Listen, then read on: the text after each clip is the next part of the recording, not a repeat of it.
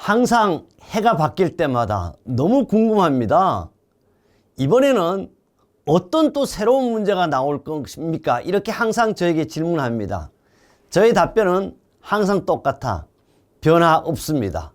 혹시 과목당 한 문제 정도 새로운 문제가 들어갈 수 있습니다. 이렇게 얘기해요. 왜 그런 얘기를 하냐? 우리 국가기술 자격시험 문제는요, 문제은행식입니다. 문제은행식뿐 아닙니다. 이제는 뭐로 봐요? CBT로 본다. 컴퓨터가 바탕이 된 테스트라 그러죠. 그 이야기는 과목당 3,000문제에서 많으면 얼마? 5,000문제 정도가 들어가 있을 것이다. 이 문제를 랜덤요, 무작위로 컴퓨터가 뽑아서 내는 거죠. 그러나 역시 2024년이나 2025년이나 2023년에는 별 변화가 없을 것이다. 단 새로운 문제가요, 역시 한두 문제는 나올 수 있다. 그러면 모든 문제는 뭘 한다? 문제은행식이니까 무엇에 충실해야 된다? 가연도 문제에 충실하시면 좋겠습니다. 그렇다면 과연요, 정말 2025년에도 새로운 문제가 있었냐 확인을 해보도록 하겠습니다. 이 내용은요, 언제 봤냐면 2025년 산업기사, 우리는 정기적으로 본다고 해서 정기검정이라고 그래요. 매태 제1회입니다. 어떤 내용이냐? CBT로 봤습니다. 2025년 2월 7일하고 시행이 됐지만 사실은 언제까지요? 바로 3월 2일까지 무려 한 달 가까이 시험을 봅니다. 거기에서 여러분이 보신 문제를요, 한 분이 아닙니다. 수천 명이 보내준 문제를 제가 며칠, 어쩌면 한 달 가까이를 검토하고 검토해서 가연도 문제에서 모두 찾아냈습니다. 그래서 이걸 가지고 우리는 CBT 문제라고 기억하시면 좋겠고요. 그래서 이 문제는요, 바로 산업안전 산업기사인데 시험 시간은 2시간 30분이다. 왜? 한 문제당 몇 분? 1.5분입니다. 그래서 과목당 20문제니까 한 과목은 30분이에요. 그러니까 5과목이니까 2시간 30분이 되겠습니다. 여기요, 우리 당구장 표시라고 해도 중요한 표시를 한번 봐야 돼요. 본 문제는요, 실제 문제 원본이 아닙니다. 복원 문제입니다. 복기 문제라고 그러죠. 그래서 이 문제는 2025년, 2026년을 대비한 예정 문제라고 해서 예상 적중 문제로 실제 문제와 동일하지 않을 수 있습니다. 어떤 분이 이렇게 질문합니다. 교수님께 진짜 맞습니까? 제가 시험을 안 봤으니까 진짜다 가짜나 이렇게 맹쾌하지 않지만 어떤 문제다? 여러분이 보내준 문제예요. 그런데 실제 왜 진짜냐? 문제 은행식에 있는 걸 가연도 언제 나왔다고 문제마다 제가 표시를 했습니다. 그럼요, 5과목인데 어떤 분이 1과목이 뭐냐니까 산업재해 예방 및 안전보건교육이 바로 뭐죠? 산업안전 산업기사입니다. 가끔씩 제가 뒤에 보면 건설안전 산업기사라는 게 있어요. 문제 내용은 동일합니다. 그래서 과목만 산업안전과 건설안전이 차이가 있다는 걸 아시면 좋겠습니다.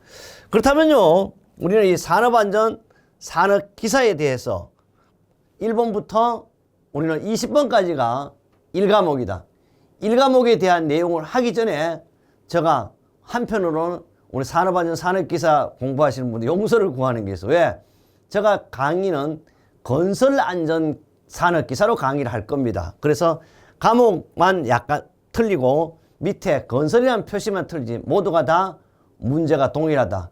그래서 항상 여러분 산업안전기사를 따면 건설안전을 따고 건설안전 산업을 따면 산업안전 산업을 합격할 수 있다. 그래서 뭐요?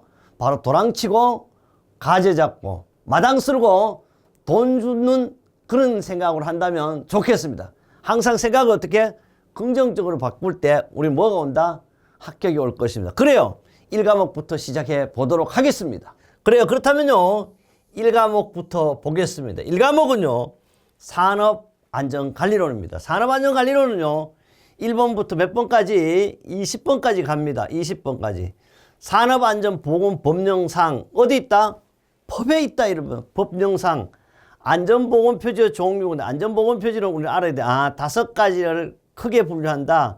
금지 표시가 있을 것이고 경고가 있을 것이고 지시가 있을 것이고 안내가 있을 것이고 글로서 표현하는 관계자 외 출입금지 이렇게 5가지 표지가 있다. 그럼 이 표지의 종류와 형태 생긴 게 동그라미로 생겼느냐 삼각형으로 생겼냐 사각형으로 생긴 이걸 말하는 거죠. 형태 중 그림과 같은 경고 표지는 건데 우리는 알아도 형태가 삼각형 이거는 뭘 나타낸다. 요거는 바로 뭘 나타내냐 하면 경고를 나타낸다. 경고를 나타내는 것 중에서도 마름모가 아니기 때문에 하학물질, 유해하학물질이 아닌 바로 뭐냐고 일반적인 경고다. 근데 경고 중에서도 얘가 보니까 물체가 하나 있어. 그래서 물체가 바로 와이어 훅 거리에 걸려 있으니까 크레인 훅 거리에 걸려 있으니까 이것은 무슨 경고? 다 경고야. 경고. 근데 여기 보니까 위험 장소라는 것은 없잖아. 위험 장소 이렇게 우리 위험 장소가 아니에요. 그 다음에 알아둘 게 낙하물이는요. 고리가 없이 낙하는 뭐예요? 바로 물건이 떨어지는 걸 낙하라 그래. 또 이런 거 있어요. 이 낙하를 가지고요. 낙하 비례 이렇게 표현하는데 아직도 뭐냐 하면 낙하라고 쓰면 틀리고 물건이 날아옴 이렇게 해야 맞다. 지금 현행 법에도 낙하라 그러지 뭐라 그러냐고. 그렇지만 꼭 이런 거 홍길동이 지혜비 보고 홍길동이라고 아버지라고 불러야지 그럼 누구 뭐라고 부르냐고.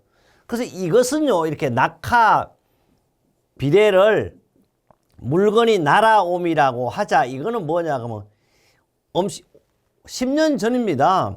2016년에 한국산업안전보건공단에서 가급적이면 이제 재해 용어도 뭐로 하자? 우리말로 하자 이렇게 권고사항이에요. 강제 구성력이 있다 없다? 없다. 법적 기준도 아니다. 그래서 낙하라고 하면 되는 거예요. 자기들 법에도 아직 이렇게 했는데 낙하라고 쓰면 틀린다는 사람이 있어요. 낙하는 낙하입니다. 낙하물 경고도 아니에요. 몸의 균형 상실, 몸이라는 거 사람이 아니잖아. 그 다음에 매달려 있잖아. 매달린 물체가 어떻게 해? 흔들거리니까 이걸 가지고 뭐라 그래? 매달린 물체의 경고다. 이렇게 찾을 수 있다. 바로 찾을 수 있죠. 그렇다면요. 경고 표지의 종류를 한번 보자. 경고 표지는 2가지 종류가 있다. 바로 뭐요? 마름모로 된 것이 있고 삼각형이 되는데 마름모에 대해서는 전부 다 유해화학 물질이에요. 바로 인화성. 요거는 뭐냐? 인화성하고 산화성 똑같아. 외형. 그러나 산은 뭐냐 하면 동그라미가 들어서 이게 산소구나.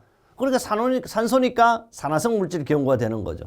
그 다음에 이거는 바로 폭발성 물질 경고, 이거는 급성 독성 물질 경고, 부식성 물질 경고, 방사성 물질 경고, 고압 전기 경고, 매달린 물체 경고. 바로 요것이 4번으로 출제됐다.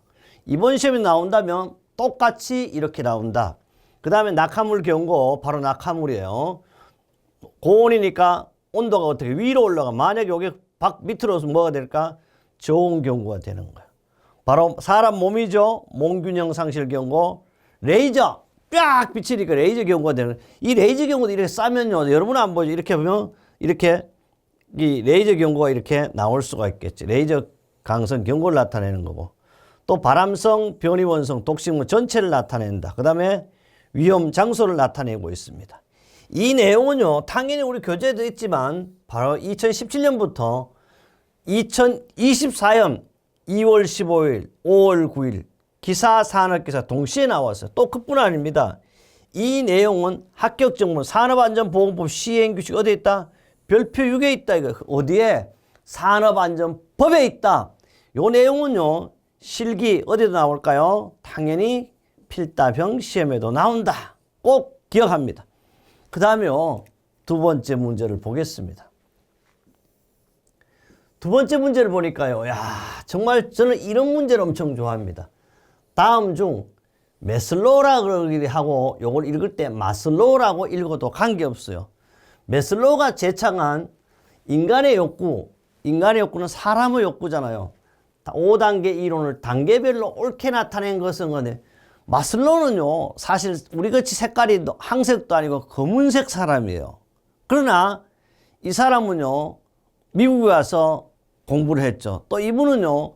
상당히 내성적이었다 그래요. 그러나 마지막에 세계 최고의 대학이 어떻게 미국의 대학은 학과장이라는 것이 대단합니다. 우리는 학과장은 뭐 이렇게 심부름꾼 이렇게 정도밖에 안 되지만 그 정도로 대단한데 어쨌든 마지막에 심리학과장을 하신 분입니다.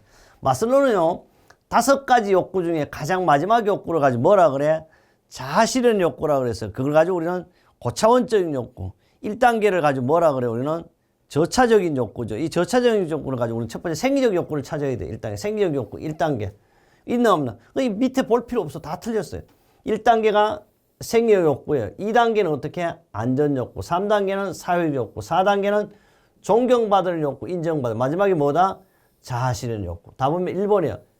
그렇다면요, 요 내용을 또 보자고. 해설을 보면 마슬로우는요 1단계의 생리적 욕구는 바로 기본적인 사람이 살기 위한 기본이에요. 안전은 기본에 충실하면 된다. 근데 사람 보고 기본에 충실하고 저는 기본이 뭐냐고 저한테 이렇게 질문. 나는 기본은요 오른손과 왼손을 구별할 줄 알면 기본이다. 그럼 기본이 안 됐다는 것은 오른쪽도 왼쪽도 모르는 사람이 기본이 안 되는 거예요. 바로 기본. 그 다음에 기본적이고 그 다음에 이 생리적 욕구는요 기본적인 욕구다 또 종종을 보존하기 위한 욕구라 그랬어요. 종종.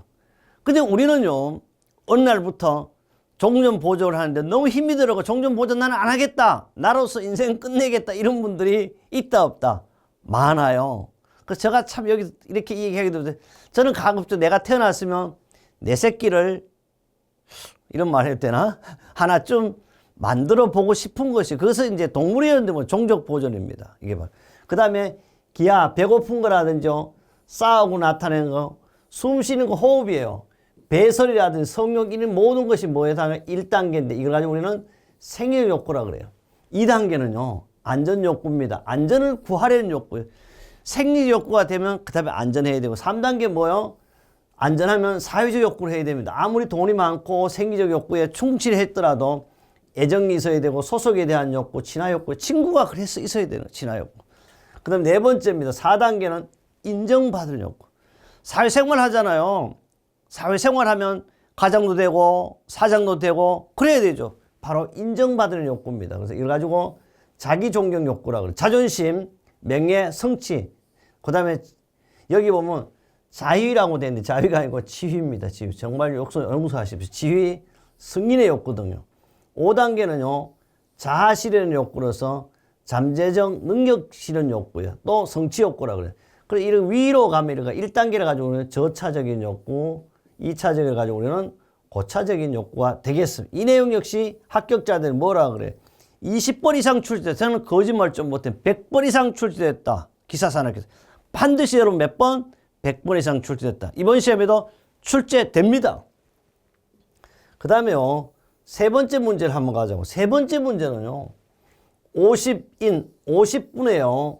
상시 근로자를 가지고 있는, 그러니까 이게 상시 근로자가 근무하는 곳 이래 해야 돼. 문제를 이렇게 가지고 있는 어느 사업장에 1년간 3건의 부상자를 내고 휴업일수가 219일이라면 강도율은 건데 우선 강도율 공식을 알아야 돼. 이 강도율은 우리가 천연율, 도수율, 강도율 셋 중에 가장 많이 출제되는 거야. 강도율이라는 것은 강약을 나타내는 거예요. 그 강도율은 밑에 연근로시간수분의 총 요양 근로실수 곱하기 1000이에요. 그런데 여기에서 알아둘 게 있어. 총 요양 근로손실일수는 말이 없잖아.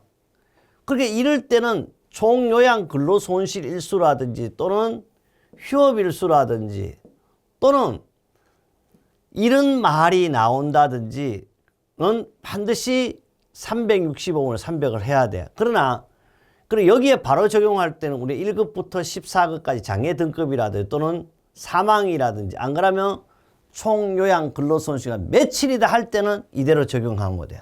요거는 휴업일수가 219니까 반드시 219 곱하기 365를 300한 것이 바로 뭐다? 총 요양 근로손실일수가 되는.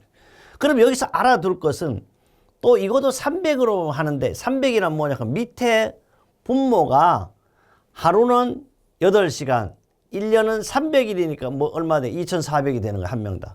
그럼 만약에 얘가 9시간 근무했다든지 또는 얘가 280일 근무했다 그러면 여기 얼마가 뭐가 될까? 280으로 변한다는 것도 알아두세요. 또 더 궁금하면 전화하면 돼. 그래서 제가요, 왜 010-7209-6627에 세계 유일무이 아직도 전화번호를 하고, 뭐 여러분과 뭐 하고 있어? 소통하잖아요.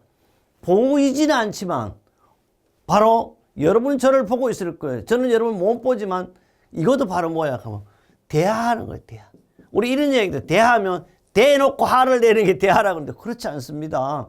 정말 여러분 소통되는 대화가 있었으면 좋겠고, 언제든지 전화하셔도 됩니다.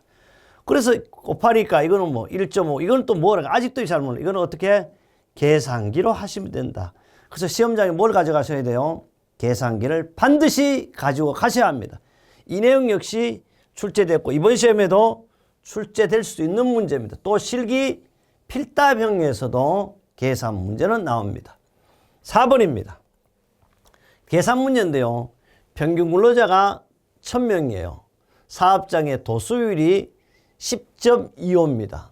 강도율이 7.25였을 때 이 사업장은 종합재해지수는, 종합재해지수를 가지고 우리 영어로 FSI라 그래요. 이건 뭐냐? F는 빈도율 나타내고 S는 강도율, I는 재해라는 말을 나타냅니다. 그래서 종합재해지수는요, 빈도율 곱하기 강도율이에요. 그래서 바로 뭐 어떻게 하냐 하면 바로 빈도율 FR, 강도율 SR니까. 그게 뭐 하면 루트로 덮어 씌우면 돼요. 이렇게 하니까. 이거는 왜 나왔냐? 이건 공식이야. 그러니까 이걸 어떻게, 뭘 한다? 한 번 더. 계산기로 한다. 이걸 가지고 어렵다 쉽다 이렇게 하면 안 돼. 그러니까 얼마? 10.25, 그 다음에 7.25니까 계산하면 얼마? 8.6. 8.6이 있다? 답은 바로 2번에 이래 찾으면 되겠습니다. 이 내용 역시 산업재해통계 업무 처리 규정에 규정으로 되어 있어요. 다시 말해 이것도 일종의 법으로 명시되어 있다. 이 내용 역시 기사, 산업기사 구분 없이 출제되는 문제가 되겠습니다. 5번째입니다. 5번째는요. 재해 중 사실 이런 걸 이제 아까 쓰지 말자 그랬지만 아직도 써. 타박. 야, 타박이라는 건 뭐야? 우리 말을 타박받아, 구박받았다 그래요. 타박은 뭐야? 두드린다면 타박. 충돌, 부딪혔습니다. 추락, 떨어졌습니다. 등으로 피부 포면보다는요, 피하 조직 등 근육부를 다친 상해를 뭐라고, 다시 말하면 외형적인보다 속이 있잖아요. 멍이 들었다는 이런 걸 말하는, 그걸 가지고 뭐냐, 바로 우리는 알아둘 게 있어요. 이걸 가지고 우리는 자상해라 그래. 이걸 말 그대로 한문 표현한 거야. 아직도 이런 문제가 나오고 있어요. 바로 뭐요? 요 골절은 어떻게? 뼈가 부러지는 걸 말하고, 이 자상은요, 찔렸다든지 베었다든지 이런 자상을 말해요. 부종이라는 뭐요? 몸이 퉁퉁 붓는 게 아니고, 이 부종은 뭐 이렇게 나는 걸 부종이라고 그래요.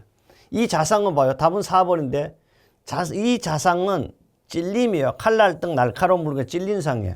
이 자상은 다른 말로 타박상, 삐임, 이렇게 타박, 충돌, 추락 등으로 피부 표면보다는 어디? 피하 조직 또는 근육부를 다친 상이에요. 어디에 가야 될까? 정형외과 가야 되는 거예요. 이런 걸 바로 답이 4번 되겠습니다. 6번입니다. 6번 가기 전에 어디 나왔던 근거도 있고, 6번입니다. 6번은요, 근로자가 작업대 위에서 전기공사 작업 중, 감전이라는 것은요, 전기가 나하고 통하는 거예요. 감전에 의하여 지면으로부터, 땅 바닥면으로부터 떨어져 다리에 역시 골절 상해를, 골절은 뼈가 부러지는 상해를 입은 경우, 기인물과 가해물로 옳은 것은 근데 알아둘 것이, 기인이라는 말은 재해의 원인이에요. 재해의 원인은 직접 원인 중에서 인적 원인과 물적 원인이 되고, 항상 뭐가 되겠다? 다친 사람은 사람이니까 직접 원인 중 인적은 안 되잖아. 그러니까 뭐예요? 바로 이거는 물건 때문에 물적 원인을 찾으면 돼. 근로자가 작업대 전기공사냐 감전에 의해 지면으로 떨어져 다리에 골절 상해를 입은 경우는 뭐가 알아둘 게 있어. 재해의 종류는 감전인데 지면으로 떨어졌다고 하는데, 우선 어디에 떨어졌다 하셔도 그러면 요거는 가해된 것은 어디에? 지면이야, 바로. 그 가해물 지면, 이게 두 개 안 되는 거야. 그럼 여기서 알아둘 게 있어. 기인물은 뭐냐, 그러면 우선 알아둘 것이 그 이유가 뭐냐, 그러니까 작업 중. 그 바로 재해의 종류 중이면서도 이건 어떻게? 감전의 원인이었잖아. 그 원인이니까. 바로 뭐가 될까? 바로, 기인물은 전기가 되겠구나. 답은 바로 2번이에요. 그럼 좀 더 확인을 해보자. 재해 발생 원인을 이렇게 분석할 때는 재해 발생 분석은 첫째 기인물과 가해물을 분석. 기인물은 불안전 상태에 있는 물체, 환경 포함 전기가 될 것이고 가해물은 직접 사람에게 접촉 위해를 가한 물체 지변이 됩니다. 그래서 이 내용은요. 사고 형태는 물체와 사람과의 접촉 현상이니까 이걸 가지고 우리는 재해 형태 이런 거죠. 그래서 이 내용은요. 기인물은 뭐냐 재해의 원인이 되는 거고 가해물은 사람에게 직접 어떻게 상해를 준 것을 가해물이라고 한다. 일곱 번째는 교육에 대한 건데요. 교육에 대한 건데 기업에서 회사에서 교육 방법 중 작업 방법을 개선합니다. 작업 방법. 그 다음에 사람을 다루는 방법입니다. 벌써 한 개 작업 개선. 그 다음에 사람을 다루는 것 2개. 또 작업을 가르치는 방법 3개. 이런 주된 교육을 하는 것을 알아도 이거 원래 4가지도 왜냐하면 작업 안전 방법까지 이렇게 있으면 더 좋겠죠. 그래서 4가지인데 이런 교육을 뭐라고 우리는 초급 관리 감독자 교육이라고 이걸 가지고 우리는 TWI 교육이라고 합니다. 바로 어디일까? 바로 3번에 있죠. 이 기업 내 정형, 기업 내에 규격화됐다, 상식화됐다 이런데 정형은 바로 작업 방법 훈련, 제압, 메소드라고 그러죠. 티러이드 훈련이라고 그러죠. 이거 가지고 작업 개선, 작업 지도 I예요. 그 다음에 작업 인간관계 훈련 JR이에요. 작업 안전 훈련 JS입니다. 이런 훈련을 하는 거 가지고 우리는 뭐야? 바로 TWI고요. 이건 어디서 나왔을까요? 미국입니다. 그래서 안전하면 미국입니다. 그 다음요. 우리는 이 내용이 이렇게 기사, 산업기사 구분 없이 출제됐다는 걸 알 수가 있습니다. 그래서 우리 기사를 공부하면 산업기사가 되고 산업기사를 공부하면 기사가 된다. 또 건설안전을 공부하면 산업안전이 되고 산업안전을 공부하면 건설안전. 그래서 조금만 노력하면 바로 4개의 자격증을 한 번의 공부로 취득할 수 있는 것이 우리 산업안전기사, 건설안전 또는 건설안전 산업기사, 산업안전 산업기사가 되겠습니다. 8번째입니다.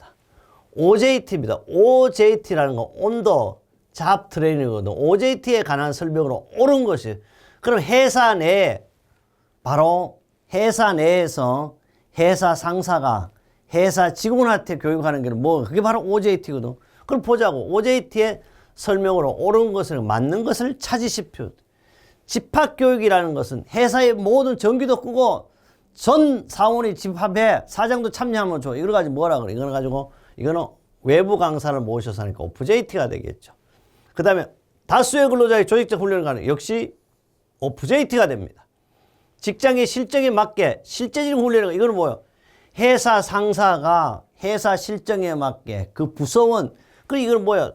OJT고 개별 교육에 적합해. 이거는 어떻게? 이런 거는 뭐예요? 전체 교육에 적합해. 전문가를 강사를 활용할 수. 바로 전문가를 모셔서 우리 회사 하죠. 바로 그것이 바로 OJT가 되겠죠. 오늘 답은 OJT는 3번에 해당되는 내용입니다. OJT는요. 개개인에게 적절한 지도 훈련이 가능하고 직장의 실정에 맞고 실질적 훈련이 가능합니다.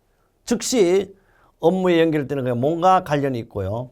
훈련에 필요한 업무의 계속성이 끊어지지 않습니다. 효과가 곧 업무에 나타나면 훈련이 좋고 나쁨에 따라 개선할 수 있고 훈련 효과를 보고 상호 신뢰하고 이해도가 높아지는 것이 가능한 것이 바로 뭐죠? OJT가 되겠어요. 이 문제 역시 항상 출제의 단골이에요. OJT가 아니면 역시 OJT가 시험에 나옵니다. 9번째입니다. 역시 우리의 안전조직은요. 역시 반드시 시험에 어떠한 방법으로 나오죠. 안전조직의 종류는 몇 가지 있어. 조직 형태에는 3가지가 있다. 그럼 3가지인데 안전조직의 형태에 관한 설명으로 옳은 것은 맞는 것을 찾으십시오. 그래요. 라인형 조직은요. 첫 번째 조직 중에서 100명 이렇게 이상 하면 안 되죠. 100명 이하의 소규모 사업장이 적합하다. 그러니까 이거는 어떻게 틀렸어. 이걸 그대로 한다면 이거는 바로 어떻게 스텝형 조직이 되겠다. 스텝형 조직은요. 100명 미만의 소규모 사업장. 이거는 어디에 될까? 이거는 라인형이 되는 거다. 틀렸죠. 그럼 다. 3번째입니다. 라인형 조직은 안전에 대한 정보가 불충분하지만 그래야 뭐 오로지 생산만 하니까 안전에 대한 불충분 안전 지시나 조치에 대한 실시가 어떻게 신속하다. 답이에요. 라인형은요. 주로 100명 미만의 중소기업에 적합한 거 사장이 장구치고 푹치고 안전지시 생산시 동시에 하는 조직을 가지고 우리는 라인식 조직이라고 합니다. 그러나 가장 강력하죠. 곧 나의 말이 사장의 말이 뭐죠? 법입니다. 이런 조직을 가지고 우리는 라인식 조직이라고 그래요. 라인 스텝 운영은 라인형과 스텝형을 장점을 절충한 조직인데 이것은 조직이 어떻게 1000명 이상의 대규모 요까지 맞아요. 사업장이 적합하나 조직원 전원의 자율적 참여가 불가능하다가 이걸 가지고 불자를 뺀 뭐가 돼? 이게 라인 스텝 운영의 특징이 되겠습니다. 가능합니다. 그래서 안정할 조직 형태는 크게 세 가지다. 라인형을 가지고 우리말로 하면 직계식인데 100명 미만의 소규모 사업장이 적합하고요. 스텝형은요.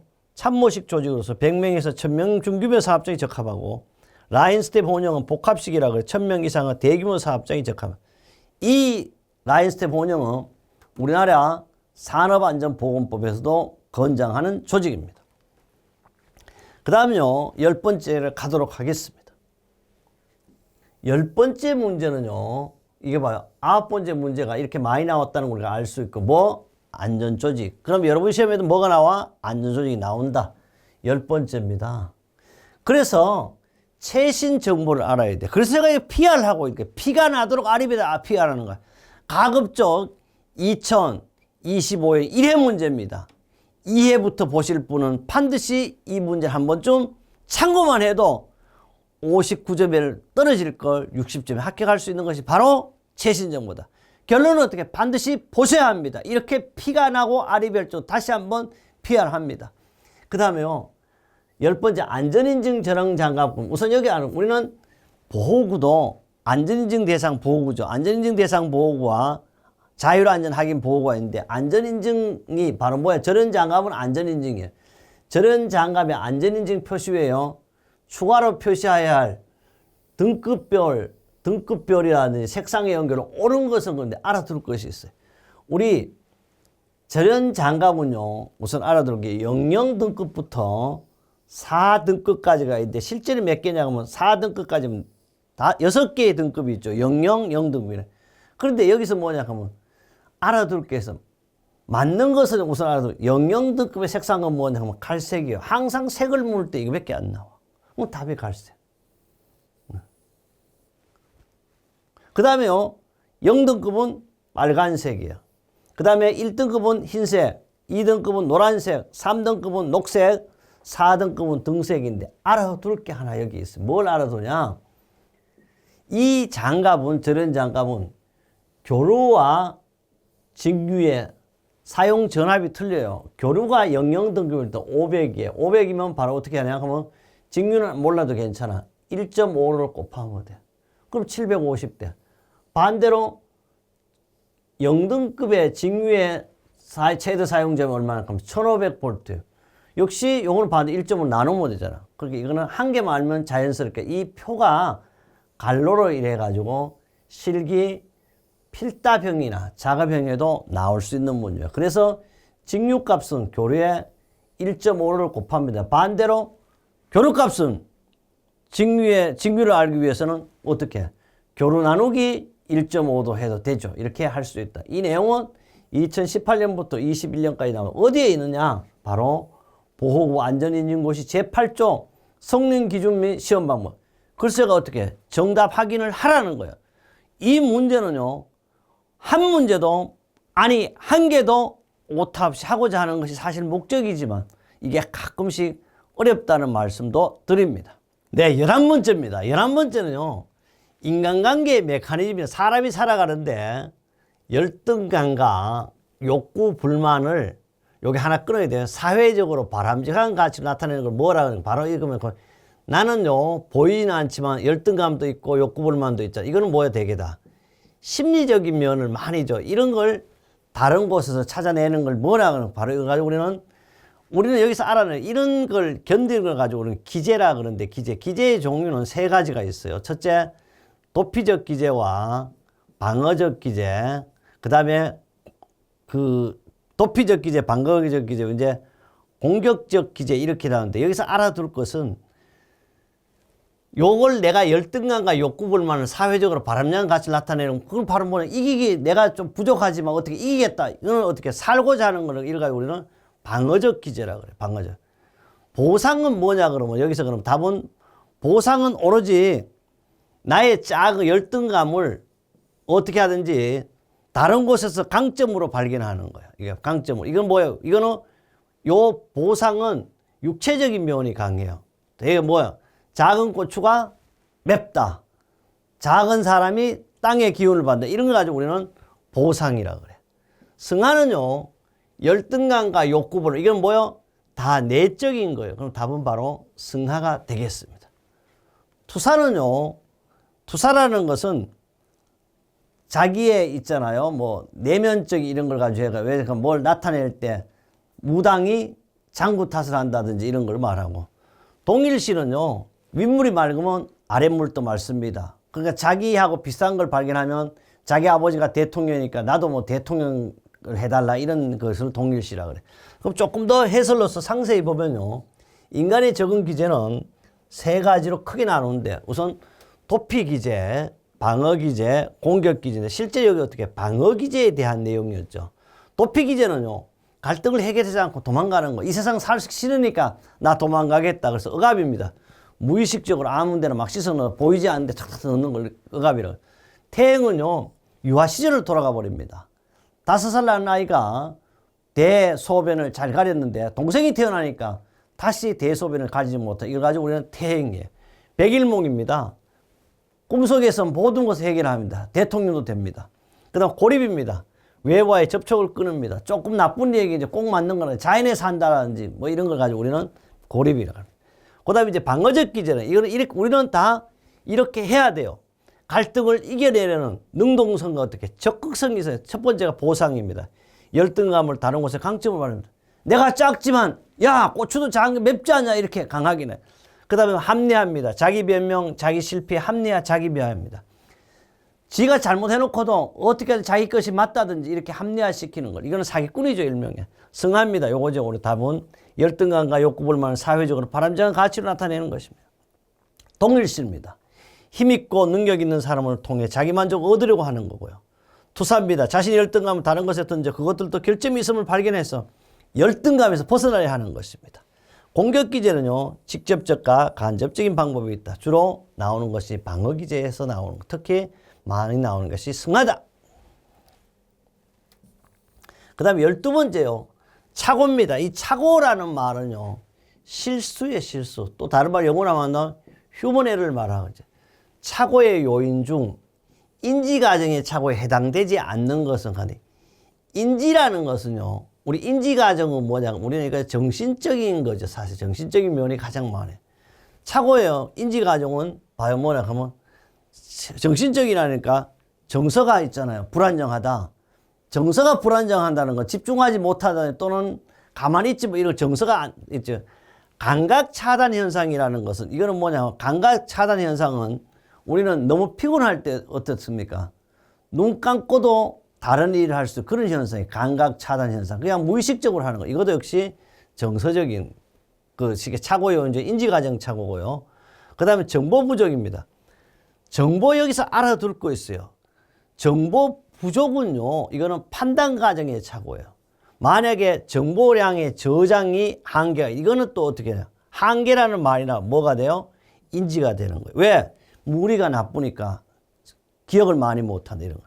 생리 심리적 능력 한계 역시 인지 과정의 착오입니다. 그래서 정보 부족 뭐죠? 판단 과정을 답은 3번입니다.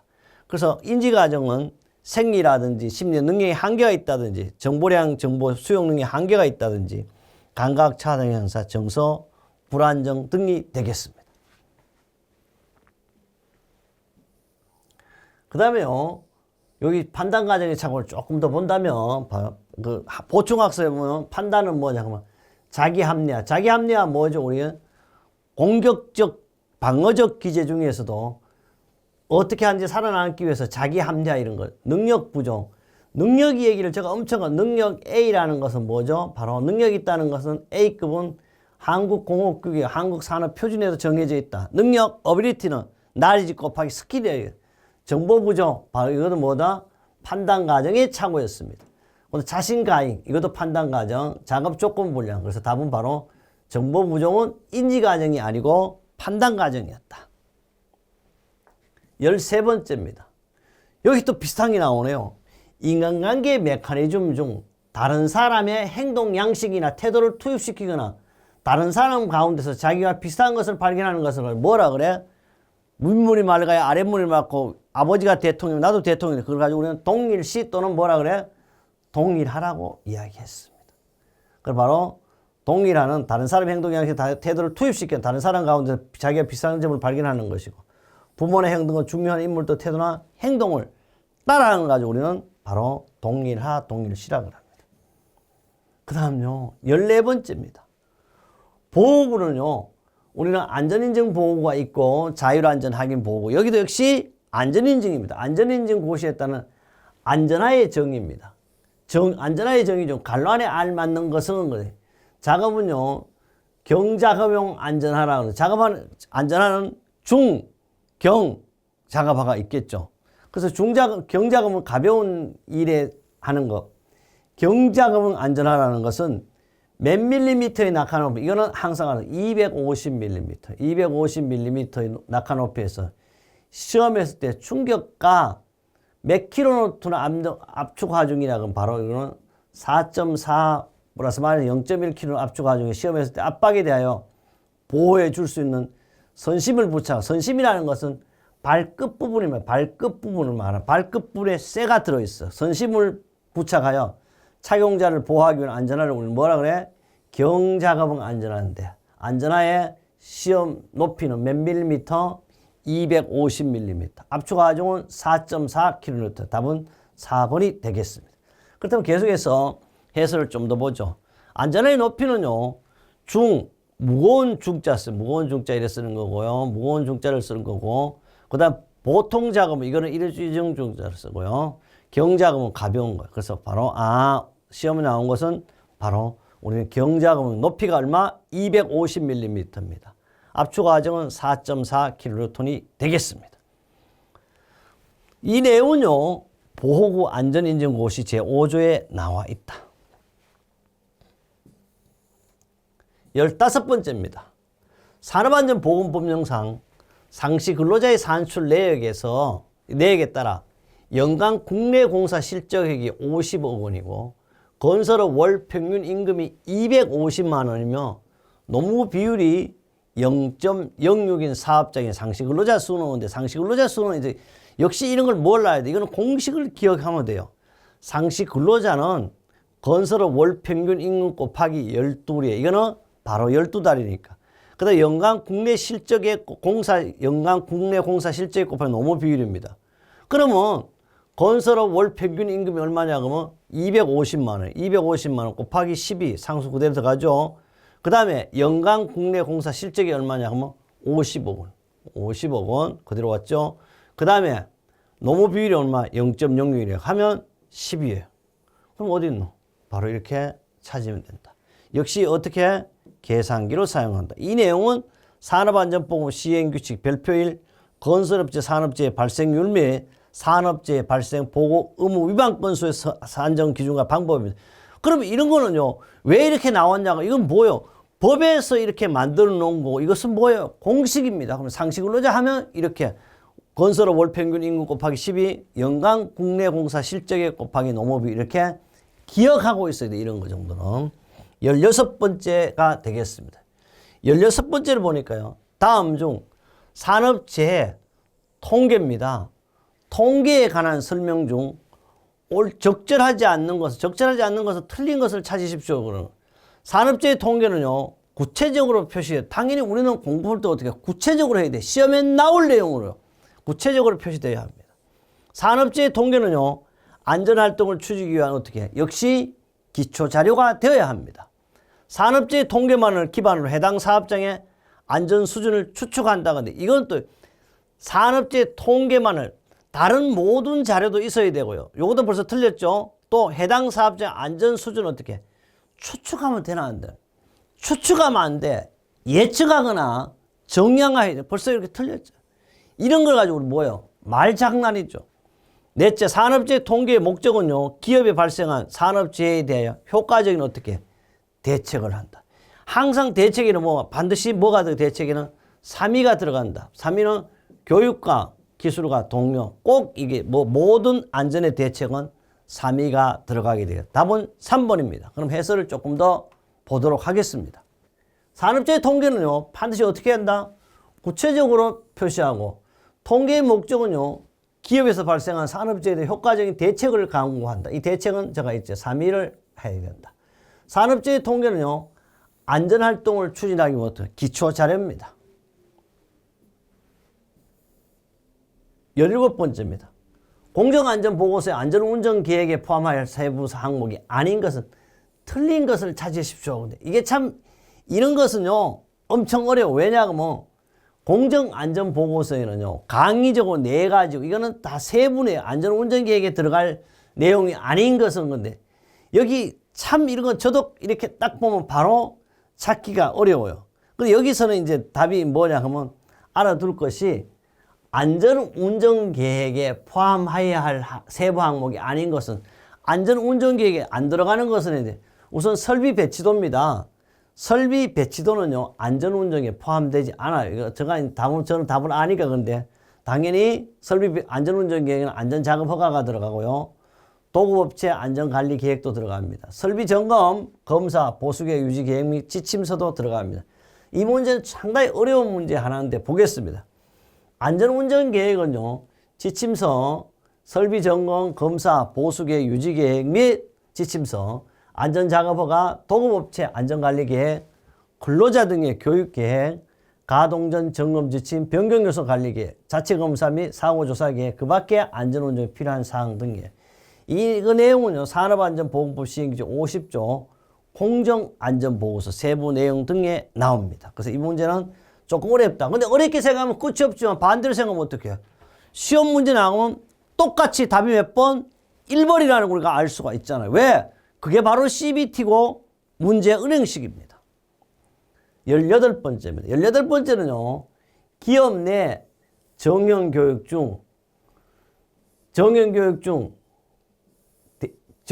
중 대상으로는 계층이 한정되어 있지 않고 한정되어 있지 않다는 건 누구나 받을 수 있다 이 말이죠. 한정되어 있지 않고 한 번 훈련을 받은 관련자는 그 부하인 감독자에 대해 지도원이 될 수 있는 교육 방법은 뭐냐. 이거는 반드시 미국에 있잖아요. 옛날엔 전화 교환수 할 때 교육하던 그런 방법. 우리가 먼저 전화 교환수가 교육을 했으면 다음에 그 교육받은 교환수 이렇게 하는 이걸 가지고 우리는 ATT라고 그러는데요. 바로 아메리칸 미국에요. 텔레그램 하는 데서 한 교육이 바로 ATT가 되겠습니다. 보겠습니다. ATT는요. 1차 하루에 8시간 2주간 교육, 2차 과정에는 문제가 발생할 때마다 실시해요. 그래서 좀 나쁜 말 하면 될 때까지 교육하는 방법이죠. 진행 방법은 통상 토의식에 의하여 지도자의 유도로 과제에 대한 의견을 제시하게 하여 결론을 내려가는 방식인데요. 교육 내용은 이래 9가지 있으면 감독, 인원 배치 및 작업의 계획, 작업의 감독, 공부와 자료의 보고 및 기록, 작업 개인 작업의 개선, 인사관계, 종업원의 기술 향상, 훈련, 안전 등이 되겠습니다. 그런데 주로 이것은 교육을 받은 자가 다시 후배들에게 교육할 수 있는 것이 바로 ATT가 되겠습니다. 19번째입니다. 자율검사 프로그램을 인정받으려는 자가 인정받은 사람이 한국 산업안전보건공단에 제출해야 할 서류가 아닌 것은 우리 자율검사 프로그램 이건 어디에 있을까요? 당연히 법에 있는 내용들입니다. 법에 있는 내용보다 첫째, 안전검사 유해위험기계 등 보유현황도 반드시 제출해야 되는 서류예요. 두 번째요. 유해위험기계 등의 검사 주기 및 역시 검사기간도 검사기준 제출해야 됩니다. 셋째, 안전검사 대상 유해위험기계의 사용 실적 그런데 안전검사 대상 유해위험기계 사용 실적 등은요 제출하지 않습니다. 얼마나 사용했는지 그거는 사용주가 알아서 할 문제. 이거는 서류 제출 사항이 아니고요. 향후 2년간 유해위험기계의 검사 수행 계획이라든지 또는 수행 실적도 나타내야 되는데 과거. 답은 아닌 것은 3번입니다. 그럼 자율검사 프로그램 인정받으려면 제출해야 할 서류는 어떤가 하면 안전검사 대상 유해위험기계의 보유현황 있죠. 여기 두 번째 검사원 보유현황과 검사를 할 수 있는 장비 및 장비 관리 방법 다시 말하면 지정검사기관 위탁한 경우 위탁을 증명할 서류를 제출한다. 근데 여기는 그게 없어요. 유해위원기대 검사 주기 및 검사 기준 있죠. 그 다음에 향후 2년간 검사 대상 유해위원회 검사 수행 계획입니다. 요거는 향후 2년간 검사 대상 유해위원회 수행 계획. 없는 게 뭐죠? 바로 3번이 답이 되겠습니다. 그 다음에 하나 더 있다면 과거 2년간 자율검사 프로그램 수행 실정 등이 되겠습니다. 그 다음에요. 이 내용은 산업안전보건법 시행규칙 132조 자율검사 프로그램 인정 등에 명시되어 있습니다. 그 다음에요. 20번입니다. 20번은요. 제가 이걸 설명할 때 항상 강하게 설명 달고 꼭 여러분도 이런 리더가 되었으면 좋겠어요. 성공적인 리더가 갖춰야 할 특성으로 가장 거리가 먼 것은 성공적인 리더는요. 아니라 그러는데 다 거의 99.9%가 강한 출세 욕구가 있습니다. 강한 출세 욕구가 있으니까 성공하겠다는 거예요. 두 번째, 강력한 조직 능력이 있어요. 능력이라는 것은 항상 어빌리티는 KS다. 저는 꼭 이렇게 이 능력 A는요. A급이 되기 위해서 날이지 지식도 있어야 되지만 뭐가 있어요? 기능도 있어야 돼요. 또 저는 항상 그래. 이 능력이라는 것은 지식도 있어야 되고 기능도 있으면 당연히 뭐가 따라 돈도 있어야 돼요. 또 그뿐 아닙니다. 육체적으로도 강해야 됩니다. 미래지향적 사고 능력이 있어야 돼요. 다음에 어떻게 될 것이다. 나는 20년 후에 대통령이 될 것이다. 뭐 이런 능력이 있어. 꼭 대통령 목적 아니고 우리는 어떻게 건설안전기사를 따고 건설안산업기사를 따고 산업안전기사를 따고 산업안산업기사를 따고 반드시 산업안전 지도사를 취득해서 나는 이 안전 분야의 최고의 능력자가 되겠다. 이런 분이 됐으면 좋겠어요. 상사에 대한 부정적 태도, 상사에 대해서는요, 긍정적인 태도를 가져요. 틀렸어요. 저는 꼭 이런 얘기합니다. 오늘 또요, 제가 어떤 분하고 아침에 이야기를 했는데, 사실 우리나라는요, 대통령 중심 국가니까 이거 정치가 아니에요. 대통령 중 왕이잖아요. 대통령 말이 곧 법이에요. 그럼 우리나라 뭐 그러냐? 회사도 마찬가지입니다. 사장이 왕이에요. 사장은 대단한 사람들입니다. 제가 보는.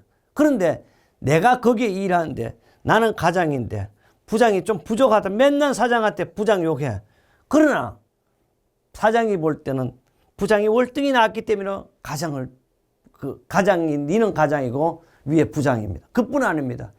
제가 그룹에 가서 교육을 하면요. 뭐 삼성, 현대, SK 안 간 데가 없죠. LG. 정말 우리는요. CEO가 원하는 그룹장이 아니고 그룹의 총수가 원하지 않는데도 중간 간부들이 너무나 충성을 많이 합니다. 그래서 이 나라가 발전되는지 모르지만 가인 충성하다 보니까 손바닥에 손금이 하나도 없어. 누가 그러더라고. 손금 볼 게 없다고 당신. 왜? 손바닥에 손금이 없으니까 당연히 어떻게 출세한다고 이런 얘기도 들었는데 그래 어쨌든 상사에 대한 무슨 태도를 가져야 된다? 긍정적인 태도를 가져. 그럼 조금 더 보겠습니다. 여기에 제가 해설을 쫙 잘 해놨어요.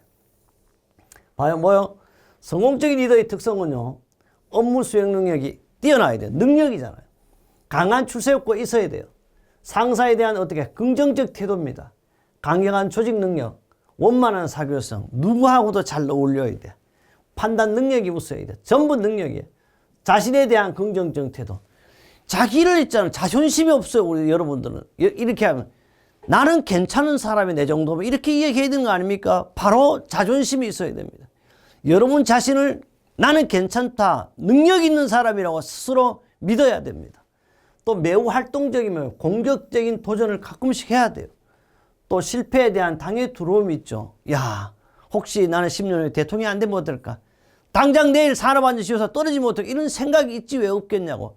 그러나 반드시 여러분은 건설안전산업기사, 건설안전기사 어떤 시험이라도 저와 함께 한다면 떨어지고 싶어 떨어지죠. 왜? 저도 부족하지만요. 반드시 긍정적인 강사가 있고 긍정적인 합격의 멘토가 여러분 곁에 있겠습니다. 그 다음 부모로부터 정서적 중립이에요. 이게 참 어렵다 그런데 저는 이제 고아가 됐잖아요. 누구한테 의지할 수가 없어요. 제가 스스로 해야 돼요. 반드시 여러분도요. 정서적으로 독립이 돼야 되겠다. 조직 목표에 대한 충성심이 있어야 돼. 그래서 있잖아요. 그룹의 어떤 중간 간부들이 어떻게 뭐가 없다? 손금이 없다 이게. 회사에 대해 충성심이 있어야 돼. 기업의 사장이 봤을 때 저놈은요. 반드시 곧 나 다음에 네 사장 할 거라고. 그렇잖아요. 저는 어디 가요 그랬어.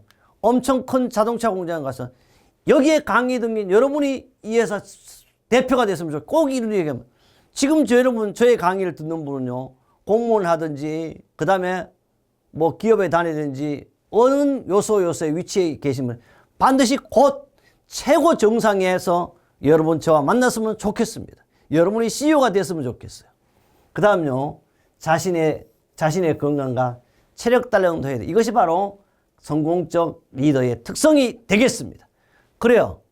다음 과목 기다리고 있어요. 너무 열심히 하니까. 곧 다음 과목에서 만나겠습니다.